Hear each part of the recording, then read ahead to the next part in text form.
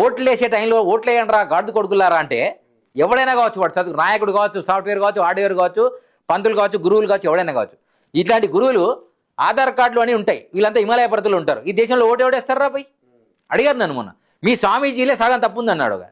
స్వామీజీలందరూ కొన్ని లక్షల మంది స్వామీజీలు ఉన్నారు కదా తపస్సులో, వాళ్ళందరూ ఓటింగ్ టైంలో ఏ ఏరియాకి వచ్చి ఓటేయాలండి, వాళ్ళు ఏకపోవడం వల్ల ఈ ప్రమాదం జరుగుతుంది కదా, వాళ్ళందరూ ఓటేయండి ఆ ఓటింగ్ టైం అడిగారు. కరెక్ట్ వాడు చెప్పింది.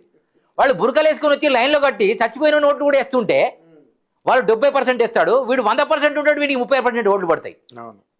సాఫ్ట్వేర్ వాళ్ళు ఏమో పాపం లీవ్ ఇచ్చారు కదా అని ఒక రోజు ముందు లీవ్ పెడతాడు, తెల్లారి లీవ్ పెడతాడు, ఆ 3 రోజులు ఎక్స్టెన్షన్ పోతాడు. ఈ ఓటేవాడు వీని అయ్యేస్తాడా, వీని అవ్వేస్తాడా, వీని చెల్లేస్తాడా, వాడు వచ్చేస్తాడు వీని ఓట్లు.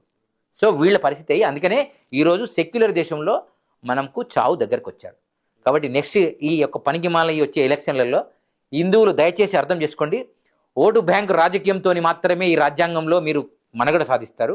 ఈ 85% హిందువులను మీరు రక్షించాలంటే హిందూ నాయకులను ఎన్నుకోండి, హిందూ పార్టీని ఎన్నుకోండి, హిందూ పార్టీని పెట్టే ప్రయత్నం చేయండి, హిందూ గురువులలో కొంతమందిని మీరు రక్షించుకోవాలి.